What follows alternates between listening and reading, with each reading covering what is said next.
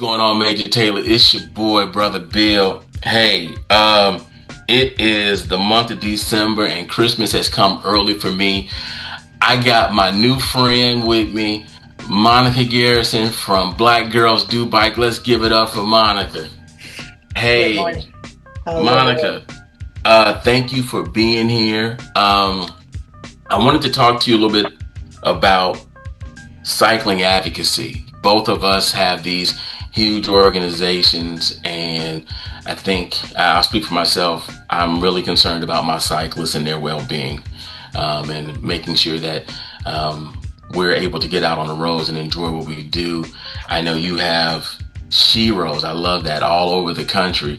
And you have the Knox Academy. So tell me a little bit about the Knox Academy and what cycling advocacy means to you. Yeah, so Black Rosy Bike has been around for, I think we're in our 12th year, about to be our 13th year. And our goal has always been to get more women on bikes, specifically women of color, obviously. And it seems like we've done a really good job of that. Obviously, we have a long way to go, but we've been working towards our goal. And the natural progression seems to be creating leaders in the cycling community who are, equipped with the tools they need to not only lead rides, but also become advocates and be, educators in the space. So we set up Knox Academy, which is, if you're familiar with Kitty Knox, the history of Kitty Knox and her resilience and resistance in the 1800s, being denied access to the Women's Club. We ultimately said, let's bring this full circle and use her namesake in order to accomplish this goal of educating. So Knox Academy is essentially a nationwide academy where we'll be traveling to a city near you and offering the opportunity to become LCIs, instructors, coaches. And we have a very enthusiastic coach who is already doing this work, so she's going to be working with us. And we're just excited. We've had one class already, and we hope to have at least 3 in 2026. So we're getting off the ground.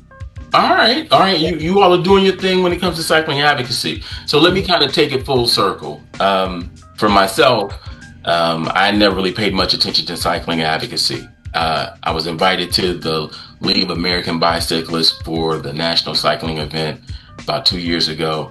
Had a chance to participate in Lobby Day, and it changed my life. The opportunity to talk to your elected officials about things that are going on in your community, and actually see the change immediately was amazing. And last year, I don't know if people know, you spoke at the event last year. It's always been, when I get that kind of platform, is to obviously educate folks on who Black Girls Do Bike is, what we do, why we do it, and how extensive our reach has become in the last 12 years. But also to just kind of give them perspective, because to be honest with you, it's a space that isn't very diverse. And so, but it's representatives from all over the country, which is unique.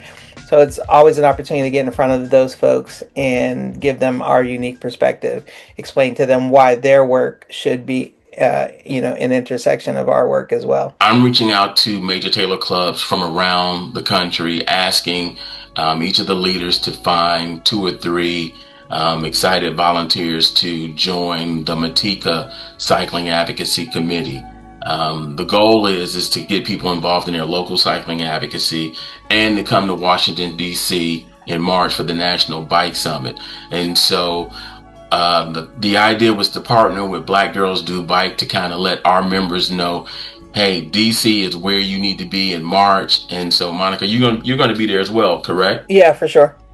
So, it'll be really cool to have Black Girls Do Bike, Major Taylor, at the table discussing what's important in our community. So if you are not involved in cycling advocacy and you want to become involved, if you are a member of Black Girls Do Bike, Monica, what do they need to do? They need to become members of the league if possible. If you notice that there's a place on your route that has a problem and one day it's fixed, that's because somebody that rides that same route with you probably called and advocated to get it fixed. So why don't we all become a part of the solution and not be a part of the problem? What do you For think sure. about it? For sure. I always say that, like, because I've made it my, goal in life to get more women on bikes, I feel an obligation to also help make the road safer. I can't be putting you out there in a vulnerable position, if my goal is also not to make you safe when you do it. So I think advocacy should be, if you are a cyclist, I think it automatically makes you an advocate to some extent, because like you said, you've been on a road that feels unsafe, or interacted with traffic in a way that could be done better. All of that are all of those things can be fixed with the right sort of connection. So that's very important. Again, I think all of us, we know someone that has been hurt on a bike ride or something like that, and if we have an opportunity to go and voice our concerns to the people that can actually make a difference, then we should take advantage of that opportunity. So I also want to encourage folks to, as you said, join their local bike ped organizations. I spent 8 years on the board of Bike Pittsburgh here, and it was very eye-opening in terms of like what happens behind the scenes to get the streets safer for everyone, and ultimately what benefits pedestrians also benefits cyclists. So it really is something that everyone, because we're all pedestrians at some point, it's really something that all of us should be interested in. And when I did go to Lobby Day for the first time last year, which is I'm slightly ashamed of, but also proud of, I was able to learn how to make those connections directly. So even on a bigger scale, so going from the board of a local organization to talking directly to senators and Congress people, the folks who make those votes, who make the decisions, that felt really powerful. So having done it last year, I plan to do it going forward every year. So I encourage folks to at least have that experience and see what it feels like and see what comes of it. did you, when you had your chance to talk to your first elected official, how did you feel after the conversation? Did you feel empowered?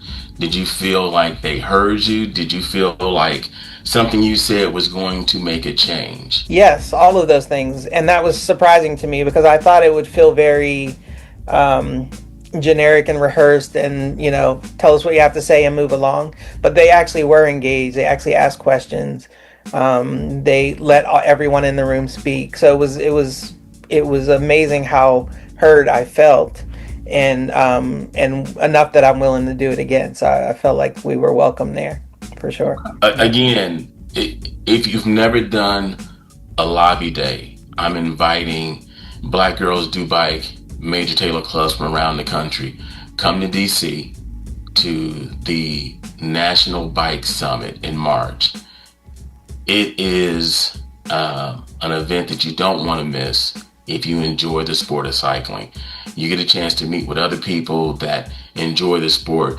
But the key thing is, if you are a part of Lobby Day, you get a chance to talk to your elected senators and congressmen from your state and express your concerns. And as we move through DC, they know who we are because we all have these little bike lapel pins. So don't miss an opportunity to say what you need to say, because what you say may save a life. It may help somebody. It may make a road better. So with that being said, again, Black Girls Do Bike Major Taylor, join your local cycling advocacy committees and community. Be a part of the solution and not a part of the problem. And, come to DC and hang out with me and Monica. It's going to be a party, y'all, but we're going to be there to talk about cycling advocacy. So, hey, it's been a pleasure talking with you, Monica, and, Major Taylor, how we do. So in closing, it's your boy, Brother Bill, and my new best friend, Monica Garrison from Black Girls Do Bike. It's all about cycling advocacy. See you next time.